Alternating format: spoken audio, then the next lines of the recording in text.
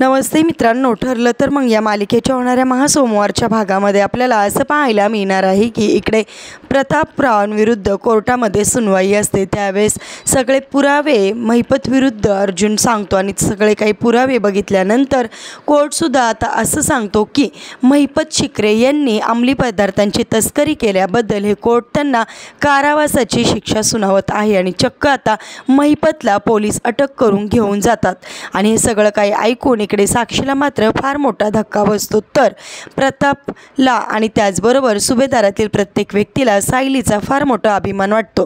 त्यावेळेस प्रताप सुनेला असं म्हणतो की थँक्यू सायली, आज तुझ्यामुळे मी निर्दोष सुटलो। सायली, सुभेदारांची सून म्हणून आज तू शोभतेस असं म्हणून तिचं फार मोठं कौतुक करतो। म्हणजेच आता सायली अर्जुनचा विजय झालेला असतो। असेच मालिकेच्या पुढील अपडेटसाठी तुम्ही आपल्या रंजक मराठी चॅनेलला नक्की सबस्क्राईब करा। थँक्यू।